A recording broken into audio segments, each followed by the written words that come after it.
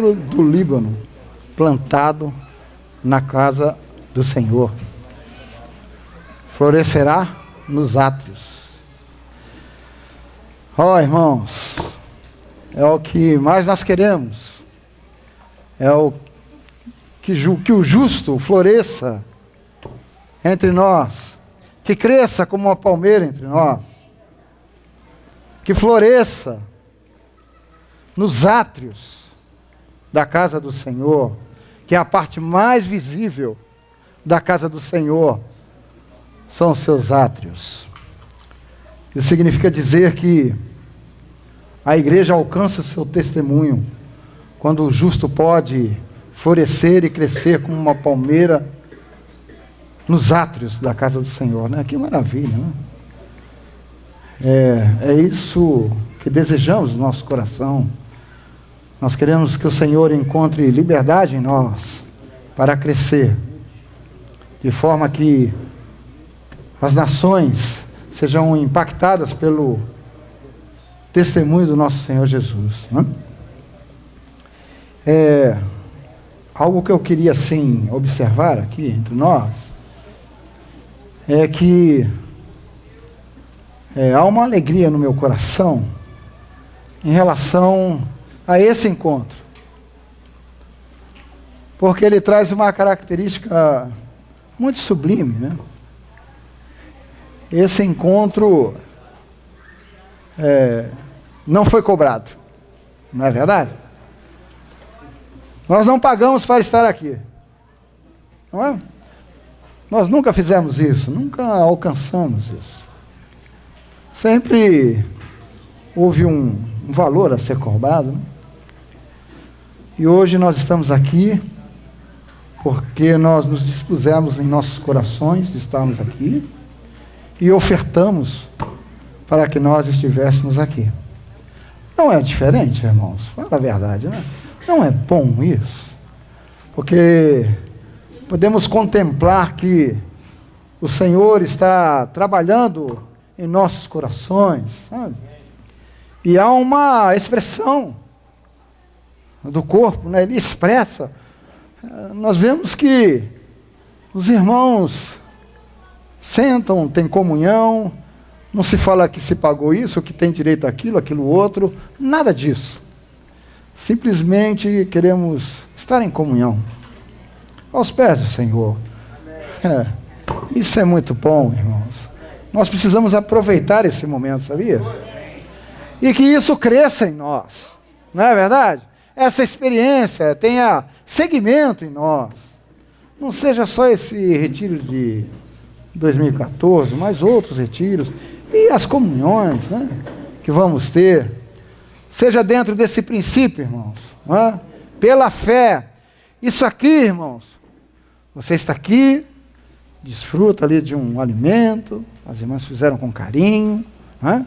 Estamos ali cobertos ali com uma tenda, sabe? Tudo isso por meio da fé. Nós alcançamos porque cremos que o Senhor nos supriria. Não? E supriu. Nada nos falta. Cremos, por isso estamos aqui. Não é? Louvado seja o Senhor. É uma vitória, irmão. É um passo. Né? Não é verdade? O Senhor tem avançado conosco. Nós não podemos deixar de contemplar, né, esse trabalho do Senhor entre nós. Né? Como o Senhor vem trabalhando ano após ano conosco. Né? Quantas circunstâncias nós já atravessamos, né? Conversamos com os irmãos mais antigos, lembramos daquele período da dureza, período de cobrança, né? E o Senhor vem trabalhando, né? Fizemos aquele efeito pêndulo, né? Fomos lá para o outro extremo, nos embaraçamos todos naquele outro extremo, mas o Senhor não desiste de nós. Amém. E o Senhor vem trazendo todas as coisas para a sua centralidade. E queremos essa centralidade, queremos o equilíbrio, e o equilíbrio está em Cristo. É esse o nosso desejo, né? E assim nós vamos experimentando a vontade de Deus. Louvado é o nome do Senhor Jesus Cristo por isso. Graças a Deus. Queria que os irmãos abrissem as suas escrituras. 2 Coríntios, capítulo 11.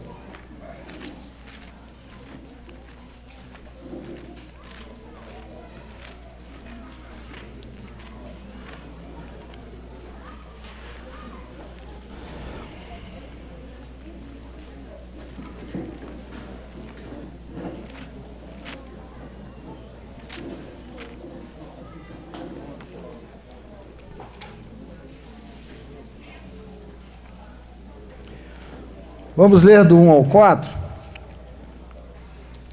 esse capítulo 11 de 2 Coríntios.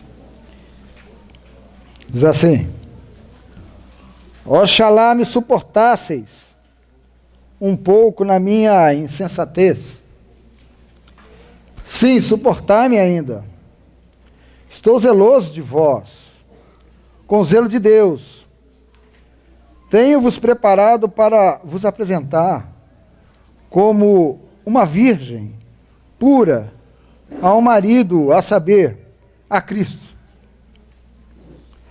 Mas temo que, assim como a serpente enganou a Eva com a sua astúcia, assim também sejam de alguma sorte corrompidos os vossos entendimentos e se apartem da simplicidade que há em Cristo. Pois se alguém for pregar-vos outro Jesus, que nós não temos pregado, ou se recebeis outro Espírito, que não recebestes, ou outro Evangelho que não abraçastes, de boa mente o suportais. Amém. Irmãos, é interessante como Paulo quer abordar esse assunto, né? Mas ele tem uma forma toda peculiar de abordar, porque ele está falando com os coríntios. Ele fala de uma insensatez dele, ele se coloca como insensato,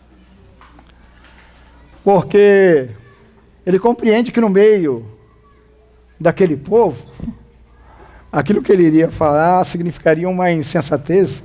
É insensatez. Mas nós compreendemos bem o que ele está falando, porque ele está falando de uma esfera espiritual a qual eles não conseguem alcançar. Então ele se coloca como um sensato, né? Interessante, ele se coloca, suporta essa minha insensatez.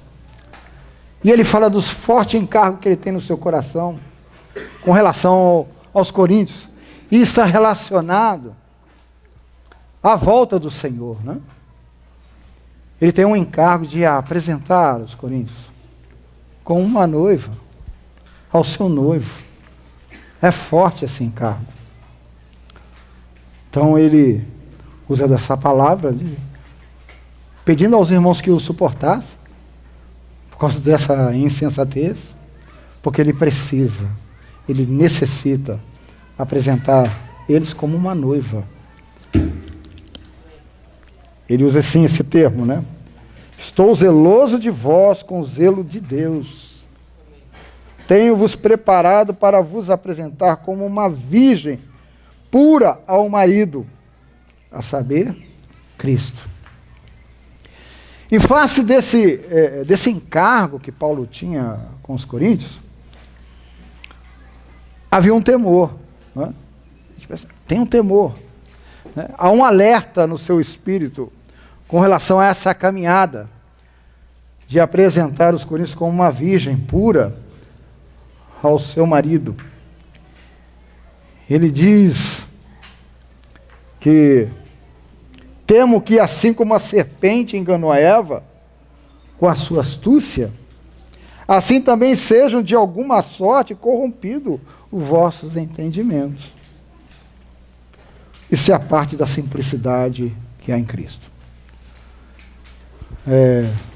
Nós estamos falando aqui de uma vitória, né? Uma vitória da fé entre nós, daquele trabalho que o Senhor vem realizando através dos tempos conosco. Mas eu creio que também devemos partilhar com Paulo desse mesmo temor.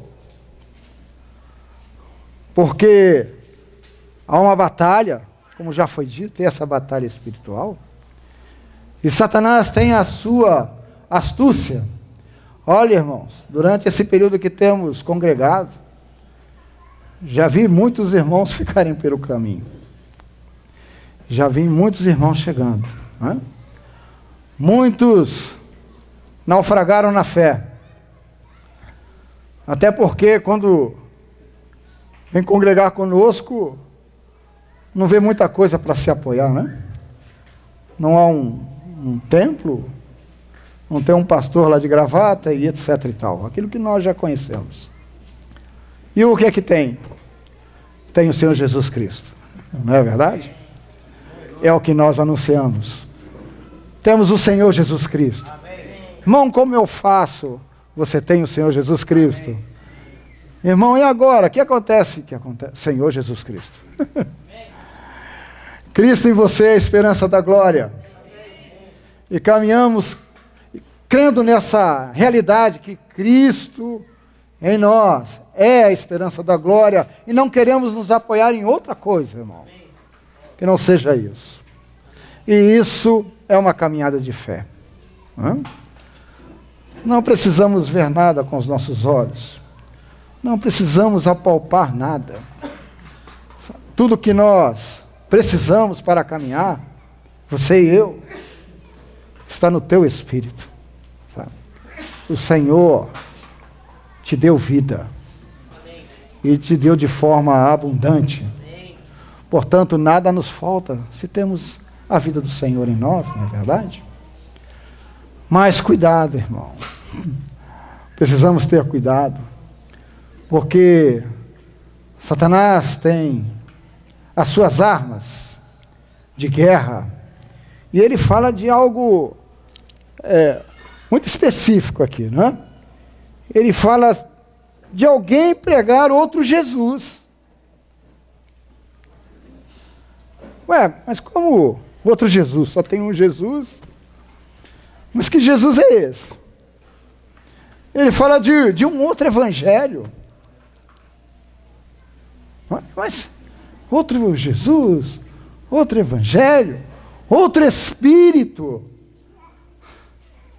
Soa muito estranho, né?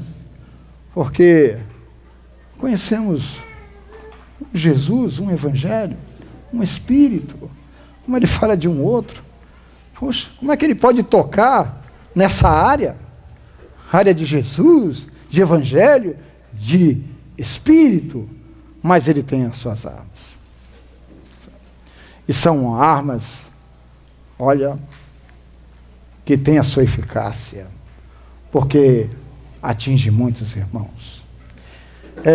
Lá em Gênesis, diz assim, lá na queda do homem,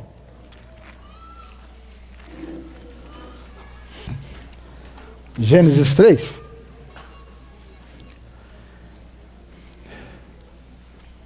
aqui o relacionamento do homem com Deus não há problema.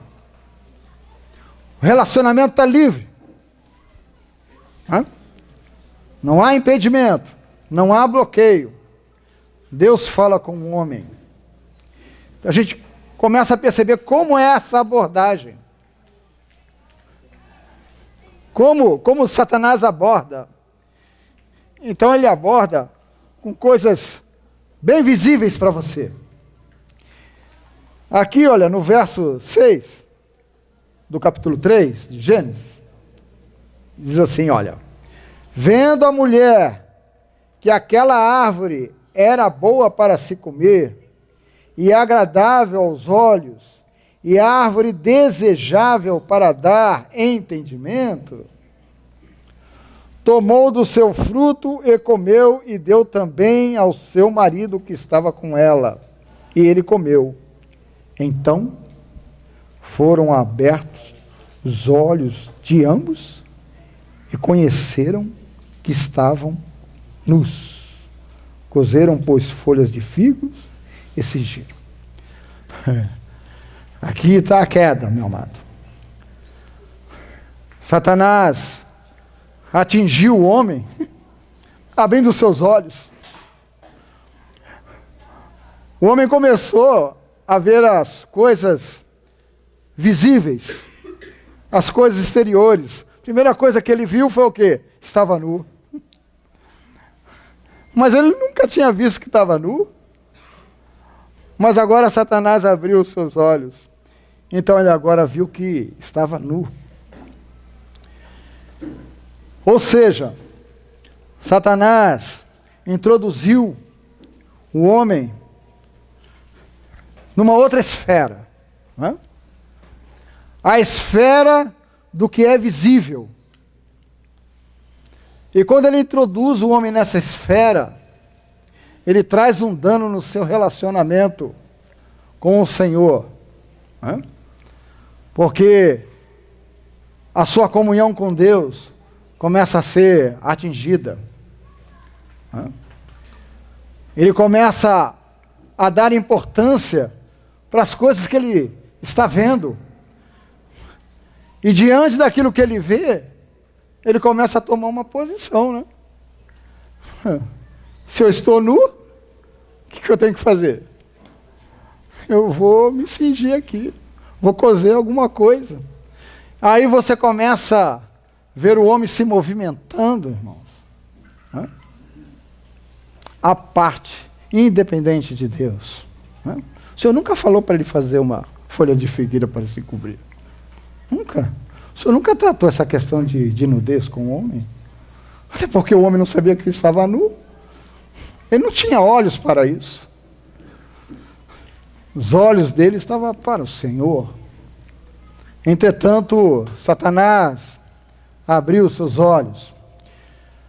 Quando tocamos as coisas visíveis, sabe? Com essa provocação de Satanás, você também começa a tocar também em área espiritual, sabia também? Você começa a tocar em área espiritual que está oposta ao Senhor, também oposta, resistindo, porque, irmão, há uma rebelião, amém? Satanás representa uma rebelião, irmão. É uma afronta a Deus. É algo que está saindo da vontade de Deus. E quando ele introduz o homem nessa esfera, ele arrebanha o homem para essa rebelião, porque tem a finalidade de ser recebido como Deus, porque isso está no coração de Satanás.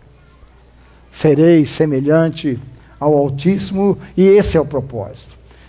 Então, irmãos, ele começa a nos movimentar segundo aquilo que vemos e não segundo aquilo que cremos. Não é? E aí começamos a nos mover de forma independente de Deus, e não compreendemos as coisas espirituais. Lucas 18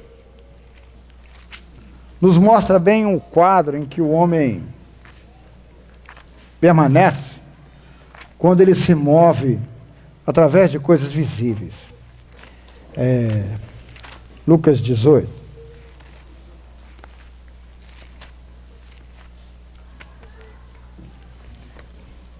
Queria citar essas duas porções, de 18:9 e depois 18:18, começando por essa 18:9.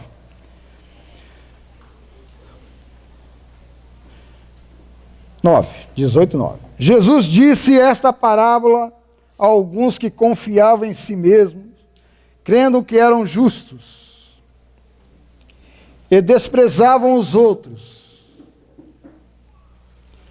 2 homens subiram ao templo para orar. Um era fariseu e o outro cobrador de impostos. O fariseu, posto em pé, orava consigo desta maneira: ó Deus, graças te dou, porque não sou como os demais homens, roubadores, injustos, adúlteros, nem ainda como este cobrador de impostos. Jejuo 2 vezes na semana e dou os dízimos de tudo o que possuo. O cobrador de impostos. Porém, estando em pé, de longe, nem ainda queria levantar os olhos ao céu, mas batia no peito dizendo: ó Deus, tem misericórdia de mim, pecador. Digo-vos que este desceu, justificado para a sua casa, e não aquele. Pois qualquer que a si mesmo se exaltar será humilhado, e qualquer que a si mesmo se humilhar será exaltado. Nós precisamos pegar esse quadro e entender no aspecto da visão, a visão terrena e a visão espiritual. Você vê que o fariseu, olhando para o publicano, ele se via justo, porque os seus olhos estavam nas coisas que ele fazia, as suas obras, as suas orações, os seus jejuns e tantas coisas, que não roubava e etc. e tal. Ele era justo aos seus próprios olhos. Essa é a visão, irmão, que Satanás às vezes introduz em nós, né? Nós começamos a olhar assim, mas eu trabalho, pago minhas contas, tudo direitinho, sou bom marido, levo a mulher para passear, né? Levo a mulher para passear, né? Levo os filhos lá, né? A mulher pega o meu cartão lá, eu deixo, não tem problema nenhum, né? Né? Dou o dízimo lá também, lá, quando os irmãos falam, eu estou lá, ó, dou o dízimo. Rapaz, mas tem uns ali que, rapaz, é problemático, não é verdade? Tem uns ali que é problemático. E aí você tem a falsa impressão de que você, rapaz, eu estou bem, viu? Leio a Bíblia, estou bem. Bem mal. Não é verdade? Irmão, é interessante como o Senhor finaliza essa parábola, porque ele diz assim, ó: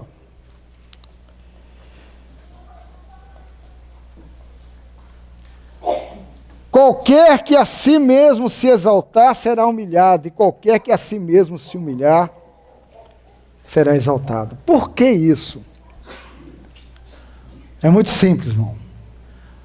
Aquele que se tem em alta consideração é porque ele não viu o Senhor Jesus. Aquele que se humilha, irmão, sabe por que ele se humilha?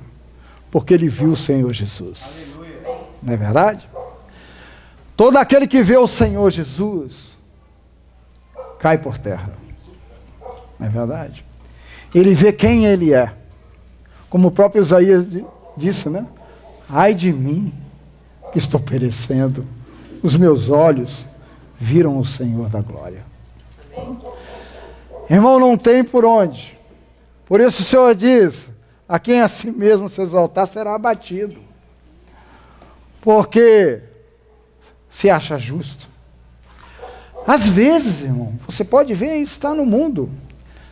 O maior traficante, às vezes é entrevistado, ele fala assim: vem cá, essa tua situação. Eu falo: não, eu estou assim porque ele tem os seus motivos, ó. É por causa disso aqui, ó. Isso aqui, ó. Isso aqui. Aí, ó, lá o deputado está lá, não sei o que aqui. Eu também ajudava lá, comprava remédio lá para o pessoal lá, etc e tal. Então aí, afinal de contas, eu sou uma vítima aí. Isso está no Adão, irmão. Não tem jeito, sabe? Porque os olhos dele estão abertos. E ele julga a si mesmo. E ele não consegue ver a sua miséria. Como nós vimos Paulo, miserável homem que sou, quem me livrará do corpo dessa morte? Às vezes, quando a gente detecta isso em nós mesmos, ou no próprio corpo do Senhor, irmão, precisa ver o Senhor. Precisa que o Senhor revele. Porque ao mesmo tempo que você sabe quem é o Senhor da glória, você sabe quem também você é. Você é tudo o que Ele não é. E Ele é tudo que você não é. E você cai por terra. Você se prostra. Você coloca o rosto no chão. Porque você vê o Senhor da glória. Os olhos do seu espírito foram abertos. Não é verdade? Olha, irmão, isso é uma armadilha de Satanás. E aqui é pior ainda porque é no aspecto religioso, irmão. Sabe? Ele está falando aqui de coisas que pertencem a Deus. Ele não está falando de coisas assim do mundo, não. Coisas de Deus. Sabe? Ele está ali segundo a lei. Sabe? Isso ali dá mais, confirma mais ele na sua própria carne. Fortalece ele na sua própria carne. Por isso a lei estava enferma pela carne. É algo inapropriado. A lei fala de coisas celestiais, mas o homem é carnal. Como o carnal pode alcançar as coisas celestiais? É impossível. Não é verdade? Essa é uma armadilha. Por isso, do temor de Paulo, eu temo. Alguém pode apresentar um Jesus assim para você. Irmão, você tem Jesus?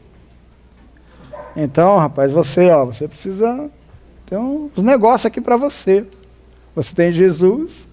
Então sai por aqui, aqui. Sabe?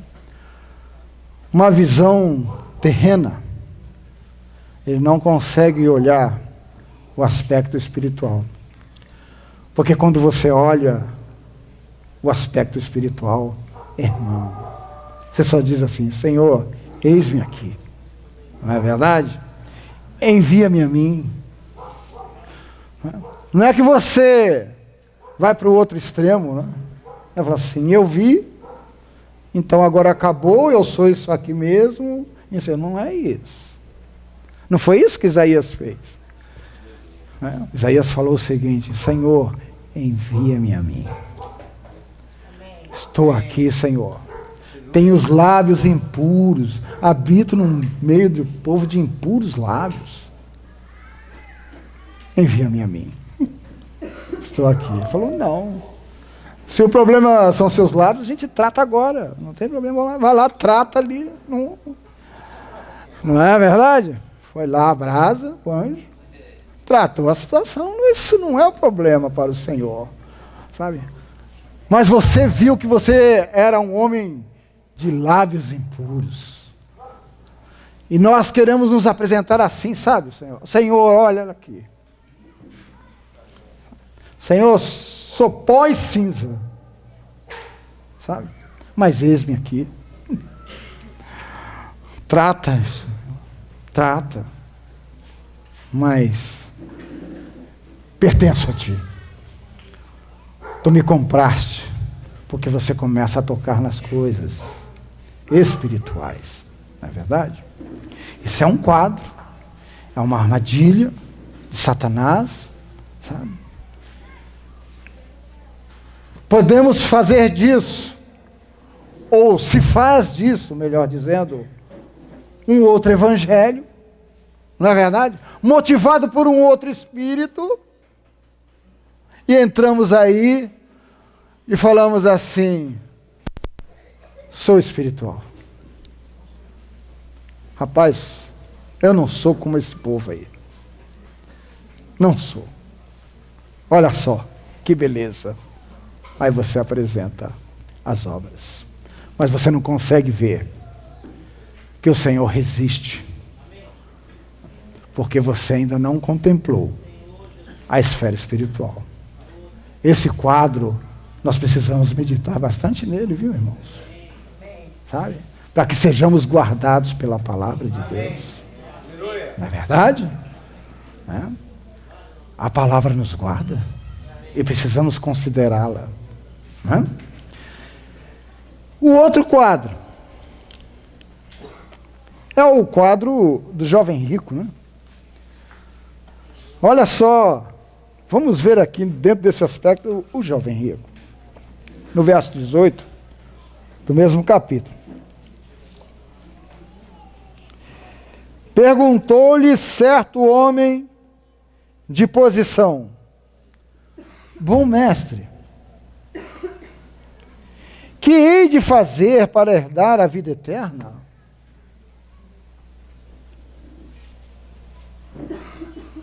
Respondeu-lhe Jesus: por que me chamas bom? Ninguém há bom, senão um que é Deus. Sabes os mandamentos? Não adulterarás, não matarás, não furtarás, não dirás falso testemunho, honra o teu pai e a tua mãe. Ele responde: todas essas coisas tenho observado desde a minha mocidade. Quando Jesus ouviu isso, disse-lhe: ainda te falta uma coisa. Vende tudo o que tens, reparte-o com os pobres, e terás um tesouro no céu. Depois vem e segue-me. Mas ouvindo ele isto, encheu-se de tristeza, porque era muito rico. Vendo Jesus que ele ficara muito triste, disse: quão dificilmente entrarão no reino de Deus os que têm riquezas. Deveras, é mais fácil passar um camelo pelo fundo de uma agulha do que entrar um rico no reino de Deus. Ainda dentro do temor de Paulo. Isso aqui também é uma ameaça para nós. Qual era a posição desse jovem rico, né? Ele buscava algo espiritual. Ele queria a vida eterna. Né? Ele se aproxima do Senhor e quer saber como, o que ele tem que fazer para alcançar a vida eterna. Né? O Senhor apresenta a ele os mandamentos. Aqui, os mandamentos, né? A resposta é a seguinte: ó, esse daí eu já observo desde a minha mocidade. Perfeito, você observa. Mas ele falta uma coisa, sabe? Um pequeno detalhe nisso aí, sabe? É a vida eterna, não é a vida eterna? É a vida eterna. Né? Você quer a vida eterna, então tem um detalhe aí para a vida eterna, em relação à vida eterna. Vende tudo o que você tem, dá aos pobres e me segue. Irmão, que pergunta, ou melhor, que resposta o Senhor deu, né? Foi uma resposta, veio provar se ele tinha visto a vida eterna. Será que você viu a vida eterna? Irmãos, quanto vale a vida eterna? Hã? No caso aqui do jovem rico, ele achou que não valia isso tudo, não. Ele achou que a sua riqueza valia mais do que a vida eterna. Ele se virou e foi embora. Deixa esse negócio de vida eterna para lá. Sabe o que significa isso, irmão? Não viu não sabe o que é a vida eterna, irmão. Não é verdade? Vida eterna é o Senhor Jesus. Não é verdade? E o Senhor Jesus requereu dele que ele abrisse mão da sua riqueza. Vamos ver se você quer a vida eterna. Vamos ver aqui. Paga esse preço aqui. Ele falou, esse preço é muito caro. É interessante também, são os discípulos, né? Porque eles falam assim, ó, mas se essa é a condição do homem, quem poderá salvar-se? E o Senhor fala que ao homem é impossível. Não? Irmãos, a questão da visão celestial não é algo que está ao nosso alcance. A caminhada por fé, irmãos, é algo que nos leva a uma dependência do Senhor. Primeiro que o Senhor, Ele é o autor da nossa fé, não é verdade? É Ele que nos dá a fé. Sem fé nós não temos como agradá-lo. Sem fé não temos como caminhar na presença dEle. Sem fé não temos como tocar. Sem fé não temos como ver as riquezas. As riquezas que há em Cristo Jesus. Riquezas essas que comparada às riquezas terrenas, as quais Paulo cita, que ele tinha valores terrenos, ele entendeu que aquilo tudo era lixo, perto das riquezas insondáveis do nosso Senhor Jesus Cristo. Lixo, não é verdade? Isso que o jovem rico virou as costas e foi embora, no caso de Paulo, seria lixo. Porque aquilo o impedia de alcançar a vida eterna. O que você toca, irmão, e o que você vê, te impede de avançar na caminhada da fé? Na caminhada da vida? Como é triste, irmão, quando você se depara em situações que irmãos falam assim, isso aqui, sinceramente, eu não tenho fé para isso aqui, e acabou. Então, que fé que você está querendo? Se o Senhor fala que nos deu fé, e você fala que não tem fé para aquilo, que engano é esse, meu irmão? Irmão, perseveremos na fé, irmão. Isso é uma arma de Satanás, para que você entenda que a fé é algo inacessível a você. O Senhor te deu fé. O caminho está aberto. Temos comunhão com Deus, o véu foi rasgado. O acesso está livre. O Senhor nos chama para uma comunhão, irmãos.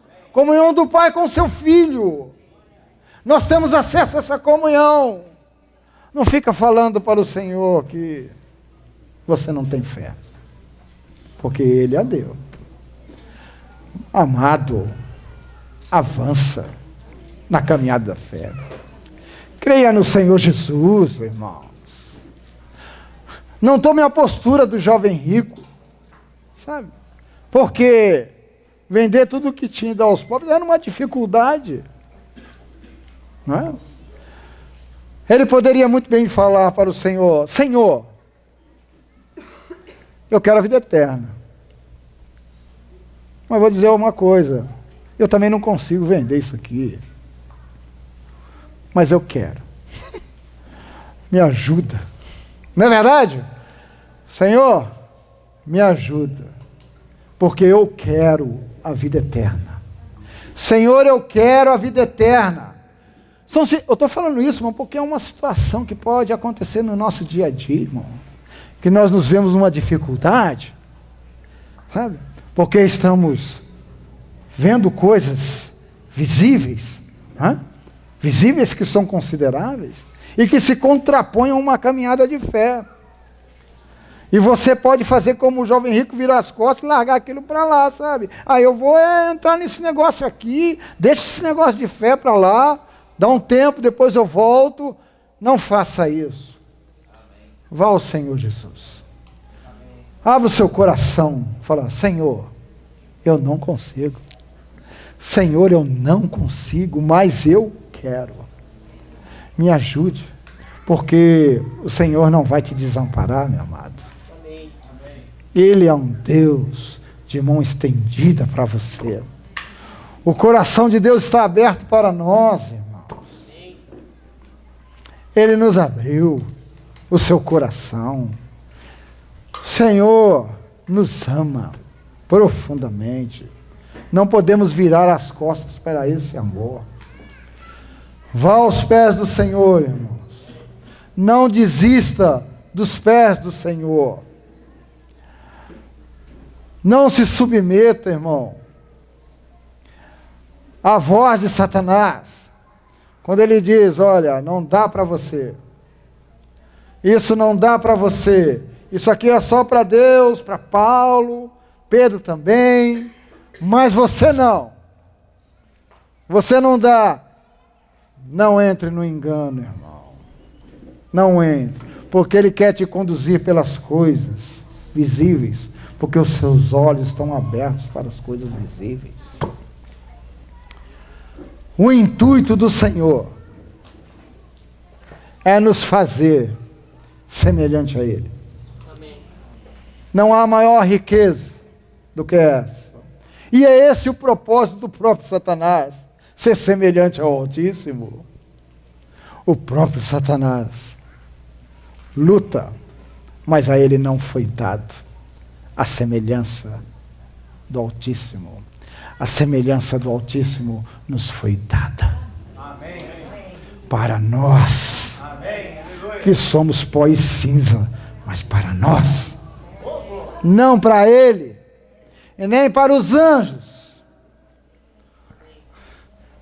E essa é a nossa riqueza, a sua semelhança. Fomos formados para isso. Nós existimos para a semelhança de Deus, irmãos. Presta bem atenção na proposta de Deus para nós, irmãos.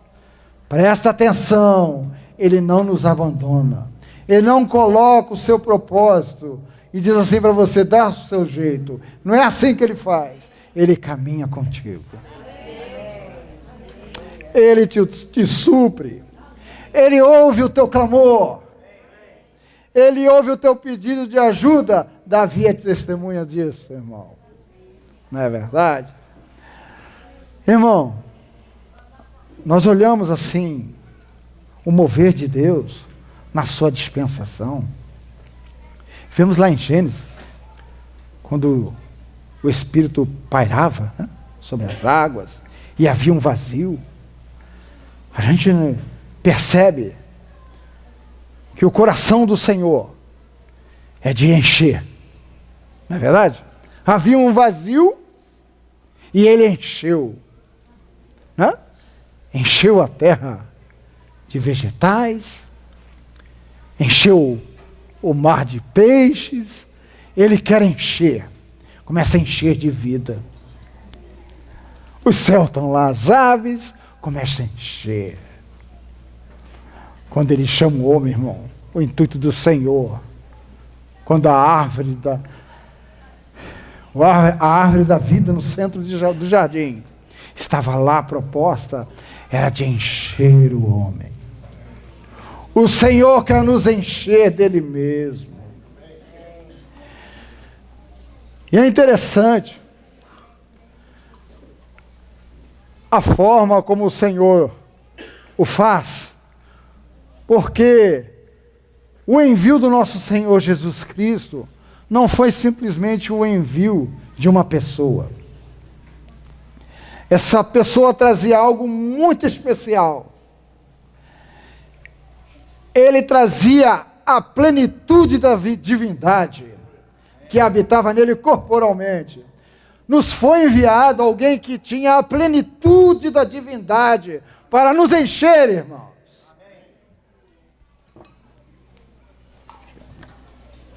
Obrigado. Obrigado.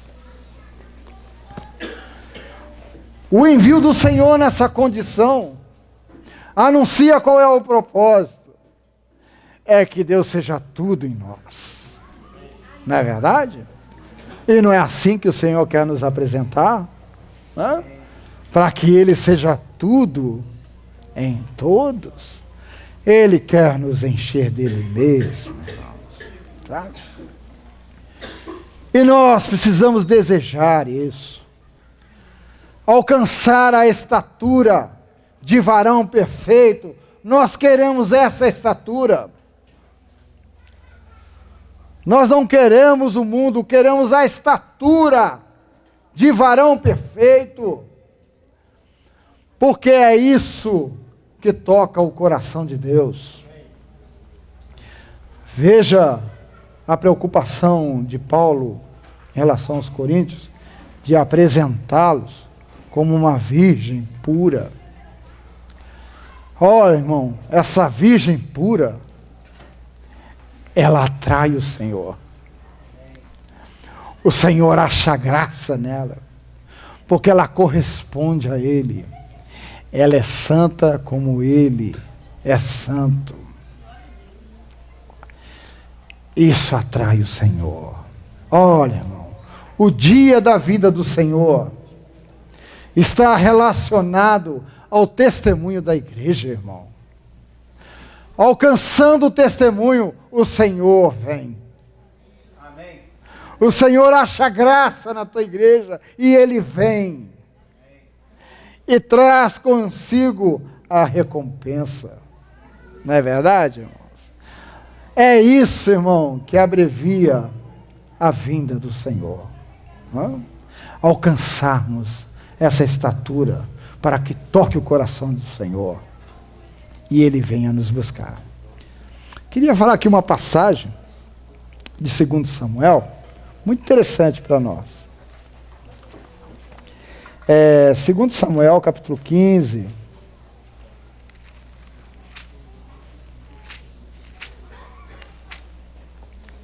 Verso 24.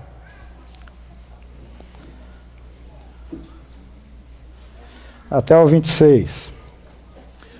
Esse contexto era que Absalão, filho de Davi, em rebelião, avançava para destronar Davi. E Davi estava saindo da cidade. E com ele foi uma comitiva. E houve essa passagem aqui muito interessante. O verso 24. Zadok, o sacerdote, também estava com eles. E todos os levitas que estavam com ele levavam a arca da aliança de Deus. Puseram a arca de Deus no chão. E Abiatar ofereceu sacrifício até que todo o povo acabou de sair da cidade. Então disse o rei a Zadok: torna a levar a arca de Deus à cidade. Se eu achar graça aos olhos do Senhor, Ele me fará voltar para lá e me deixará ver a arca e a sua habitação.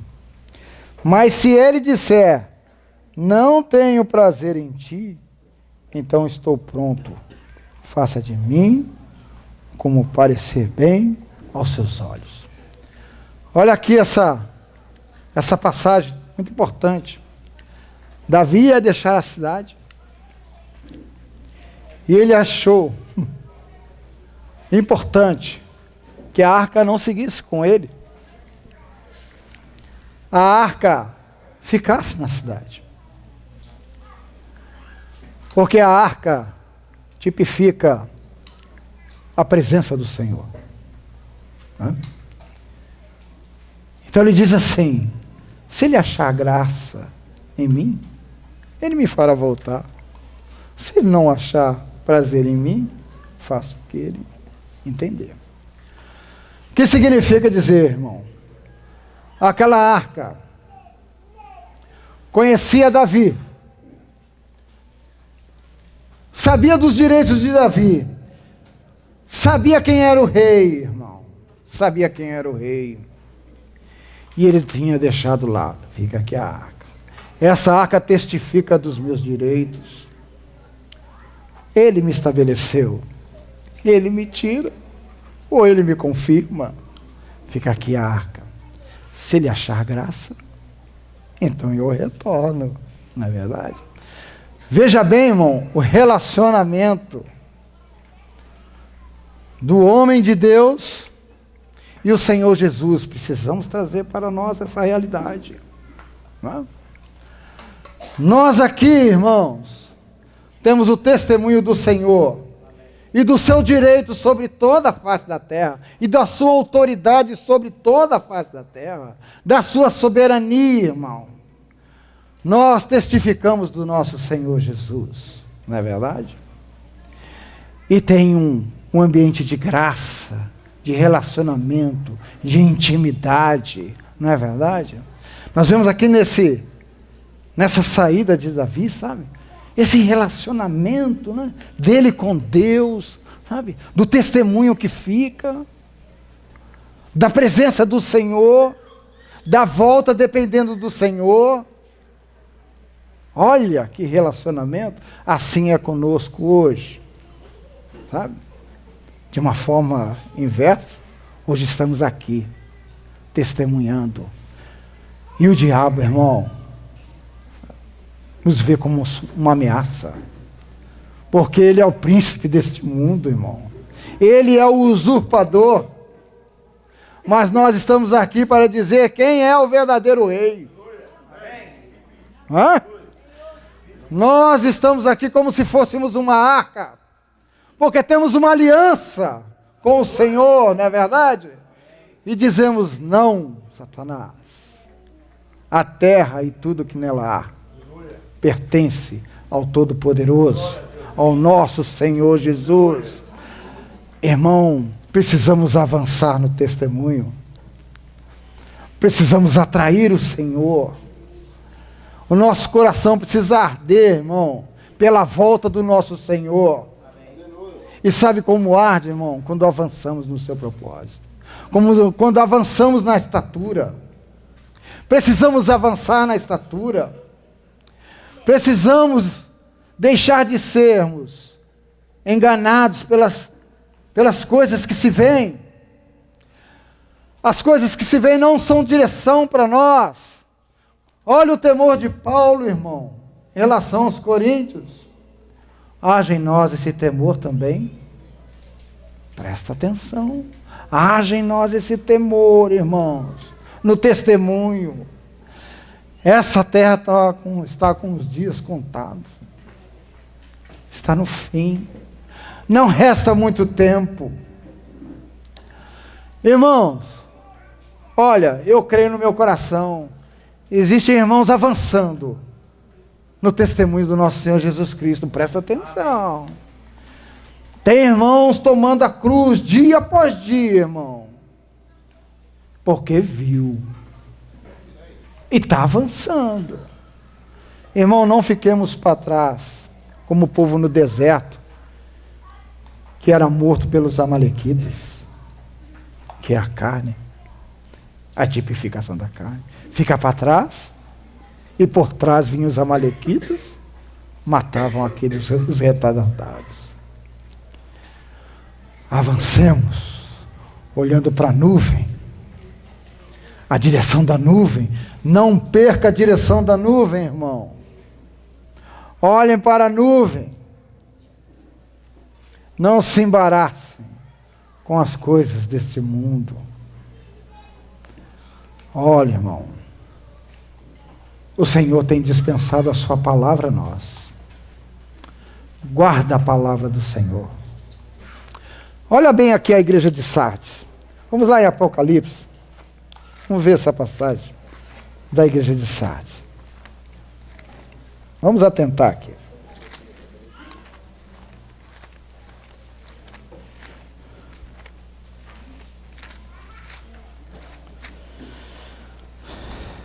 Apocalipse capítulo 3, a partir do verso 1.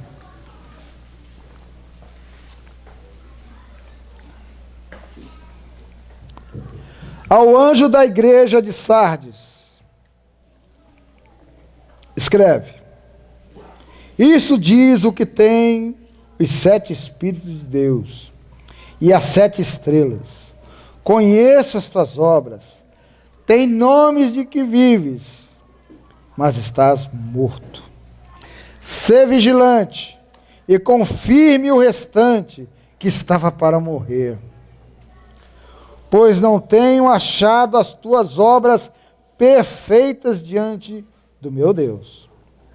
Lembra-te, pois, do que recebeste e ouviste, e guarda-o, e arrepende-te. Mas se não vigiares, virei sobre ti como ladrão, e não sabereis a que hora sobre ti virei.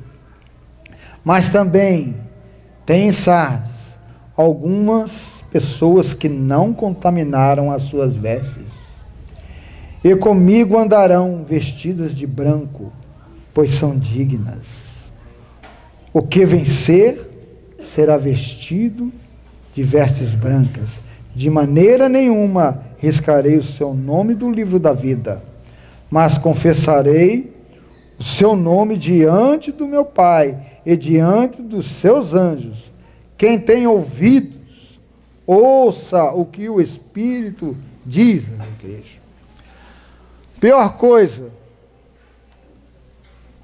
para uma igreja é ter nome de que vive, mas a sua realidade é morte.